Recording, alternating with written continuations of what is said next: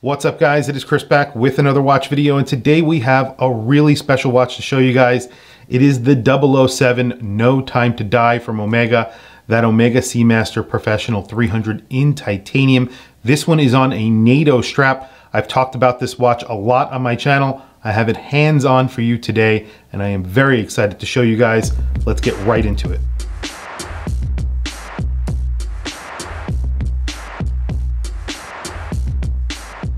So this has to be one of the best 007 watches ever made from Omega, in my opinion.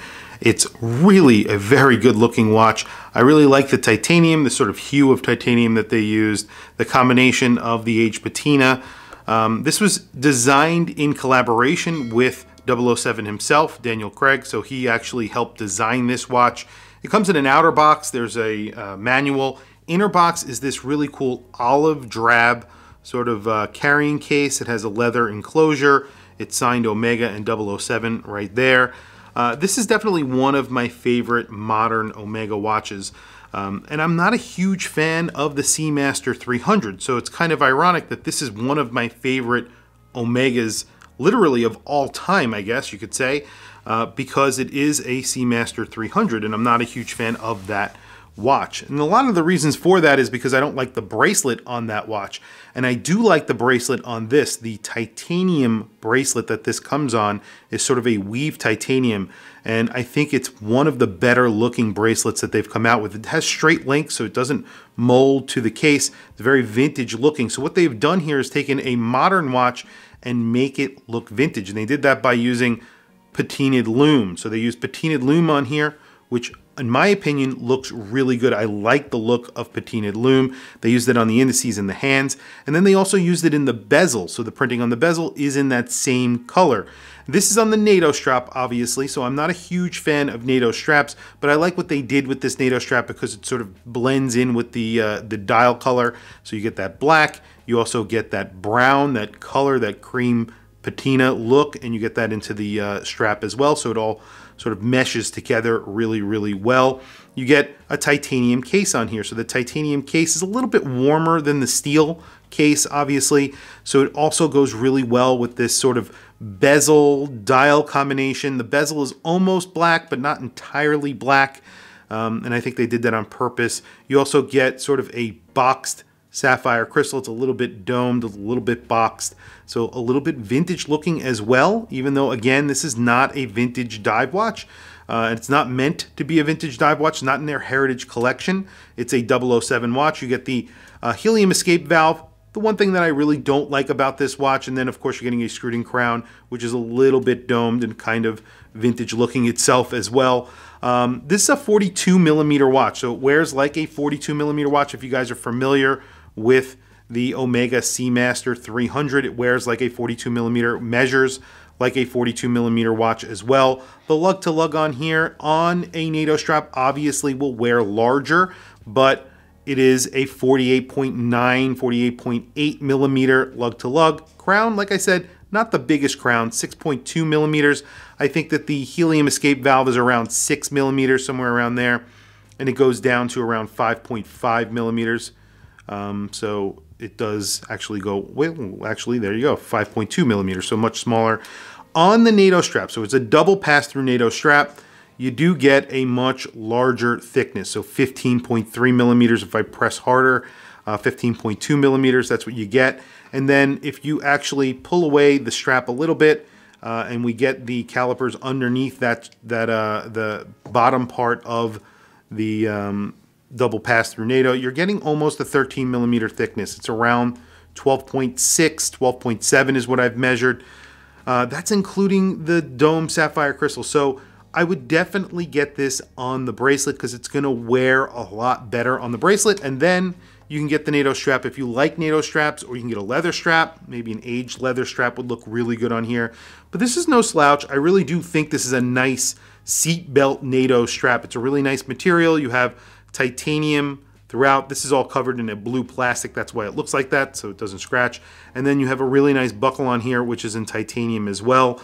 You have that little arrow right there, that military arrow on the dial right above the 6 o'clock. There's a lot of script on the dial. I'll do close-ups of it.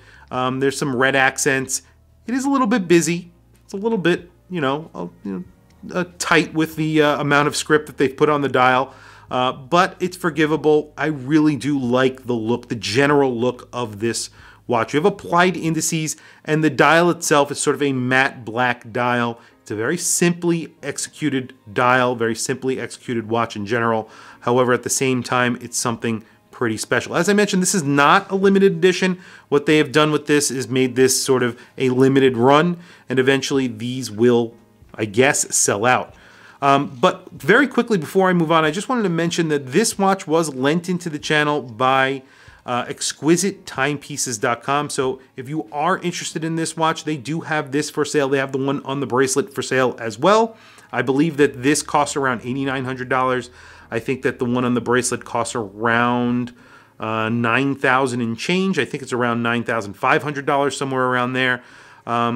Definitely go for the one on the bracelet and then buy the extra strap, because I think, in my opinion, it's definitely worth it. So you can see, helium escape valve. You do get 300 meters of water resistance because this is a 300 meter watch. Screwed in case back, and then the case back has just a bunch of information on it. I'll do close-ups of it again so you can see you get that military arrow again there. The loom on here is pretty good for an Omega. I will do a loom shot towards the end, but quickly I want to show you the watch that I have on my wrist, and then we will talk about the loom. I'm going to throw this on my wrist, then we'll do a loom shot, and then we'll wrap up the video. But definitely check out ExquisiteTimepieces.com. As I mentioned, I will put a link to their website down below if you are interested in this watch. So very quickly, the watch that I have on my wrist today is my Omega SEAMASTER 300. This is the Heritage Edition. So they also use the same colored loom on this watch as they did on this watch, but obviously not in the bezel. I actually wish they did use it in the bezel, but I believe that they were sort of trying to keep this in line with the original watch, which didn't actually fade. I think these were, this has an aluminum bezel, so this actually would have just come off on a vintage version. But this is a 38 millimeter or 39 millimeter watch, and you can see there's definitely a difference in size. When I was buying this watch, this was the other watch that I was considering, and I went with this watch because I like the vintage look a little bit more. It's in stainless steel also, but this was a little bit harder to get when I was looking.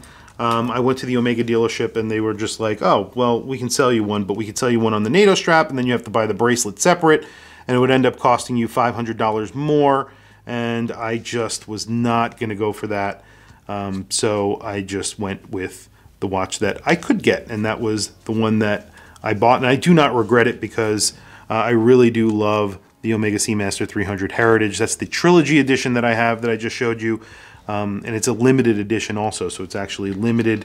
While this one is not limited, it is a lot more popular, but that one is actually sold out. So there you go, on my 7.5 inch wrist. Obviously, because of the Nato Strap, it does wear larger than its dimensions.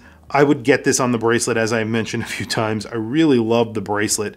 But this does look good on my wrist. This is a really great watch for the summer.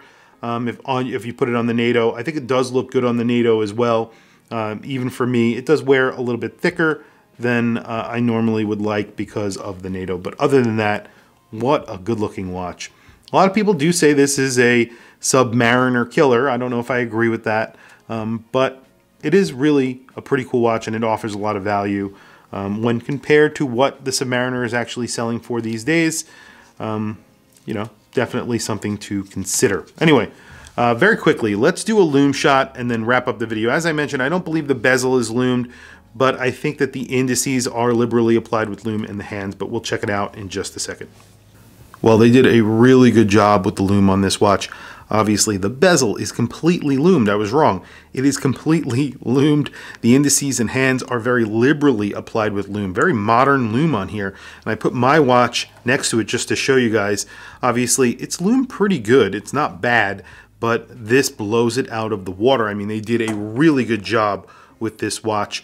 In general, I think they did a great job with the Omega SEAMASTER 300 007 No Time to Die.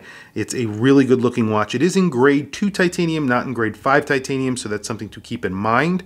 The version on the bracelet is around $10,000. This is around $9,000 on the Nato Strap. They do have this available at exquisitetimepieces.com. They are an authorized dealer of about 90 different brands. So if you're interested in Omega, Seiko, Grand Seiko, many different brands that they carry on their website. They are a trusted dealer. They have a brick and mortar store in Florida, in Naples, Florida.